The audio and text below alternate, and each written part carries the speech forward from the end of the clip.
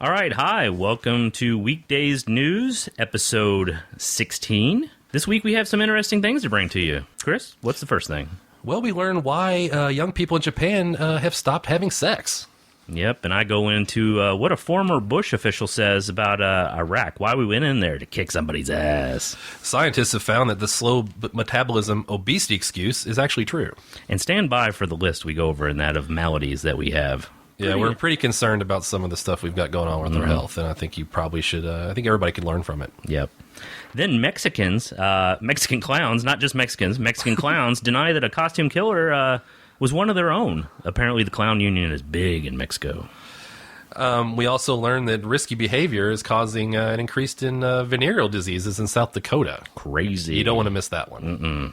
And then a Ukrainian boxer that you know is Vitali Klitschko. He's going to run for president, and he's a doctor. Did you know that? I did not know that. You will find that out. Interesting. Of course, it wouldn't be a WeekDazed Newz segment without an asteroid blasting cannon. Just a little update on that, which is going to be pretty exciting. Yep. And then we go to Michael Jackson. He's a top-earning celebrity, alive or dead. Right. He's a real thriller. And finally, we learned that plants have been discovered to have the ability to tell time. Well, you know what time it is? Time for WeekDazed Newz. Awesome. All right, stand by, Chris. Stand by, Vince. Music up. And cue Spike.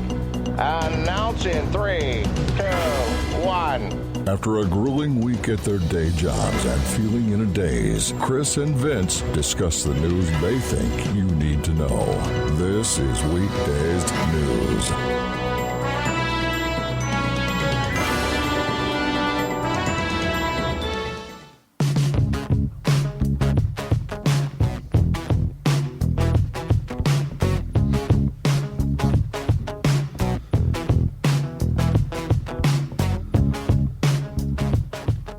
All right, everybody. Again, I'm Vince, and I'm joined as always by Chris. How you doing, Chris?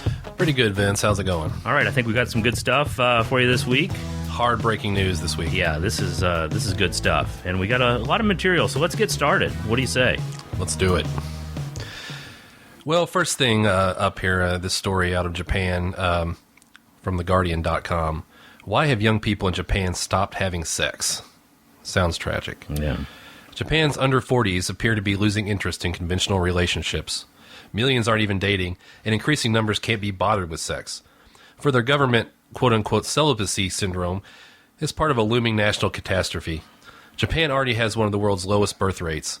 Its population of 126 million, which has been shrinking for the past decade, they are shorter people over there, is projected to plunge a further one-third by 2060. Experts believe the country is experiencing a flight from human intimacy. Now, I don't know if this is really true. Young women in Japan are still having sex, though the attraction that I've seen seems to be more with like squids and octopi. Men are also having sex too, I think. You know, well, kind of. It's mostly with a representation of their favorite anime character represented as a pillow or 3D projection, but I'd say they're still having sex. Oh, interesting. Well, you do have some insight into this. I do. Official alarmism doesn't help, though, Vince. Fewer babies were born here in 2012 than any other year on record. This was also the year, as the number of elderly people shoots up, that adult incontinence pants outsold baby nappies in Japan for the first time. Now, thank God they separated those into two categories before this study. I always lump those incontinent things together. You know. Well, I'm glad they didn't call them adult incontinence nappies. Yes. That would have just been, just disrespectful. Marriage has become a minefield of unattractive choices. Japanese men have become less career-driven and less solvent as lifetime job security has waned. Japanese women have become more independent and ambitious. And, of course, this explains a lot about how you got married. Yeah, exactly. And but I need to get that independence and ambition out of her. You know what I'm saying? Yeah, I hear you. Ai Oyama is a sex and relationship counselor who works out of her narrow 3-story home on a Tokyo backstreet and cites one man in his early 30s, a virgin, who can't get sexually aroused unless he watches female robots on a show similar to Power Rangers. A virgin, really. I'm shocked at that. I think DARPA may be coming up for with something for this guy soon, according to our previous stories. I wonder how he feels about cybernetic monkeys. Man, that's pretty hot. And I also expected this when this guy went to see the Pacific Rim movie. He had some really high expectations. I know the meaning of the word rim, might have excited him somewhat. Exactly. I got to say, regardless of this article, according to the internet and the studying I've done, there's still plenty of sex going on in Japan, and it's being pretty well documented, as far as I can tell, even though they blur some of it out. They seem to document it regardless of how disturbing it is. I mean, I Googled it. I Googled it a lot, and long and hard, and many, many times. So I know what's going on. Well, I know how you like to Google. You do know that. So the next story up, there is a former Bush official out there. He says that we went into Iraq because we were looking for somebody's ass to kick. All right, USA, go America. Hell yeah. A senior official for former President George W. Bush's administration is quoted in the days of fire, Bush and Cheney in the White House, saying that American troops went into Iraq because the U.S. was simply looking for a fight. The only reason we went into Iraq, I tell people now, is we were looking for somebody's ass to kick. Afghanistan was too easy, the anonymous official said, and this is according to Politico. Well, that explains a lot. I mean, I would think if you're looking for a fight, we'll just look to Canada. But if Afghanistan was easy, I mean, Canada was going to be way too easy. Push over. I mean, no guns up there. They leave their doors unlocked. I mean, we could just occupy the whole place. They probably, would cook us dinner. And if our troops get injured, free health care. That's true. So, yeah, tough country to fight. I think this official was also quoted in saying, yeah, so America had a little bit too much to drink. We had just left Afghanistan, which was killer, if you know what I mean. No pun intended. And there's fucking Iraq looking at us all sideways, he continued. I feel like Iraq disrespected us, and fuck that, we had to kick its ass. However, looking back, we probably should have just slept it off. Yeah, you get a few drinks in the U.S. I mean, it's not too hard to, get us in a fight, really. No, I think Iran's looking pretty good at the end of the bar right now. It's almost closing time. You know what I'm saying? Yeah. I mean, we're the alpha male out there. I mean, definitely. we're just flexing our muscles. Cruising for those, cruising to spread democracy, if you know what I'm saying. Yeah, but not to Canada. No. Yeah, because it's just too easy. Right. Just too easy there. It spreads democracy way too easy, if you know what I'm saying. Well, there's some interesting science research coming out of the University of Cambridge. They're finding that slow metabolism, obesity excuse, is in fact probably true. A team at the University of Cambridge has found the first proof that mutated DNA does indeed slow metabolism. So mutants, like you would say, like the X-Men? Well, maybe, but probably in this case it'd be more like the XXL men. No, that would make sense, yeah.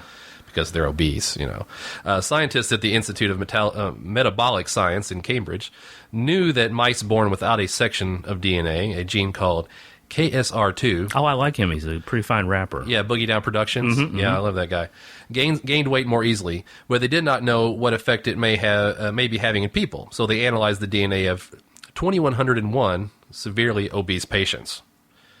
It had a twin effect of increasing their appetite while also slowing their metabolism. So it is true. Of course it's true. I mean, I think I do have a case of big boneism, which I also believe is true, as well as having Burger King-itis and a case of jelly bean bellies.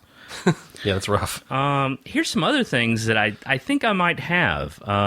Gravy ticulitis, mashed potato fungus, devil's food crotch, bacon and eczema, irritable bow tie pasta syndrome, back paneeroni and cheese, onions and liver disease, milk bones, yikes, diarrhea-tony, melanoma, and balonies. What about you, Chris? Do you think you might have anything? I'm glad you asked, because there are a few things that I'm kind of concerned I might have. Something like maybe popsicle cell anemia, oreoporosis, been in geriatric diabetes, might be rough, Cool Ranch Dorickets, fruit lupus, pork rind bifida, French fibromyalgia, eggplantar fasciitis, filet meningitis, or filet mignonitis. Yeah, it's a tough one. It's a tough filet one. meningitis. It's not very well known disease either. Yeah, so. No. And then a few things, because I drink a lot of soft drinks and things. I'm pretty concerned about Coca-Cola cancer. meloyelanoma, and lemon Lyme's disease. Ooh. Yeah, I'm a little scared about that. You know, really thinking about it, I do think I might have a couple more, actually. Chlamydia chowder. Ooh. Fire-grilled salmonella. Creutzfeldt kebab disease.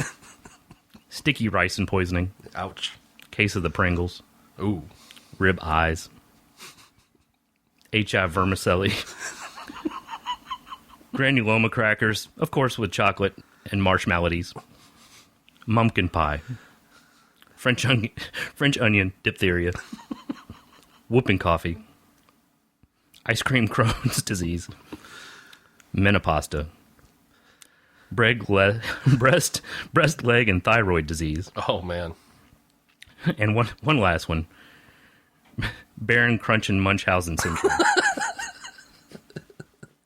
So I'm going to get those looked into. Yeah, we probably should see a specialist. I'm not sure to see if a dietitian or just my family specialist. I'm not quite sure who to go to on that. Yeah, I'm not sure. So another story. This is kind of interesting. Mexican clowns deny costume killer of drug trafficking boss belonged to their profession. This is out of the Washington Post.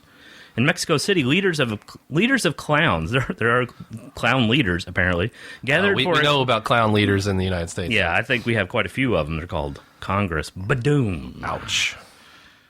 They gathered for a convention in Mexico City.